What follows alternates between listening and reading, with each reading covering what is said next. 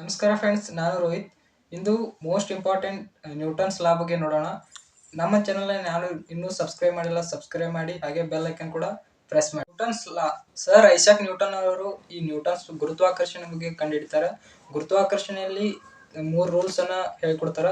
ಮೊದಲನೇದಾಗಿ Newton first ಲಾ ಅನ್ನ ನೋಡಿ. ಸರ್ ಐಸಾಕ್ ನ್ಯೂಟನ್ ಅವರು ಒಂದಿನ ಆಪಲ್ ಗಿಡ ತಳಗೆ ಕೂತಾಕ್ರೆ ಅವ್ರಿಗೆ ಆಪಲ್ ಅನ್ನು ಕಾಯಿ ತಳಗ್ ಬೀಳುತ್ತೆ. ಆ ಕಾಯಿ ಯಾಕೆ ತಳಗ್ ಬಿತ್ತು ಅನ್ನೋ ನೋಡೋದಕ್ಕೆ ನ್ಯೂಟನ್ಸ್ ಲಾ ಅನ್ನ ಕಂಡುಹಿಡಿತಾರೆ. ಆ ನ್ಯೂಟನ್ಸ್ ಲಾ ಅಲ್ಲಿ ಮೊದಲನೇ ನಿಯಮವನ್ನ ಇವತ್ತು ನೋಡೋಣ. ನ್ಯೂಟನ್ ಫಸ್ಟ್ ಲಾ ಅಥವಾ ಇನರ್ಷಿಯಾ ಆಫ್ ಮೋಷನ್ ಅಂತಾನೂ ಕರಿತೀವಿ. ನ್ಯೂಟನ್ ಫಸ್ಟ್ ಲಾ ಏನ್ ಹೇಳುತ್ತೆ ಅಂತ, every body continuously in the state of rest uniform motion of a straight line until some external force acts on it ಅಂತ ಹೇಳುತ್ತೆ. ಏನಂತಂದ್ರೆ it divides 2 types, state of rest or uniform motion. State of rest example, book lying on the table is called state of rest. ಯಾವುದೇ force applied ಆಗಿರ್ಬಾರ್ದು, ಈ rest ದಲ್ಲಿ ಇರಬೇಕು, state of rest. ಇನ್ನೊಂದು uniform motion, ಆ body motion until some external force and acts on it. ಆ body ಒಂದು motion ದಾಗ ಇರುತ್ತೆ, ಎಕ್ಸ್ಟರ್ನಲ್ ಫೋರ್ಸ್ ಆಕ್ಟ್ಸ್ ಆನ್ ಆಗಿರುತ್ತೆ. ಎಕ್ಸಾಂಪಲ್ ನೋಡೋದಾದ್ರೆ, a ball moving on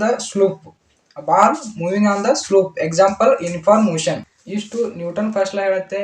every body continuously in the state of rest uniform motion of a straight line until some external force acts on it. It divides 2 types, state of rest, state of uniform motion.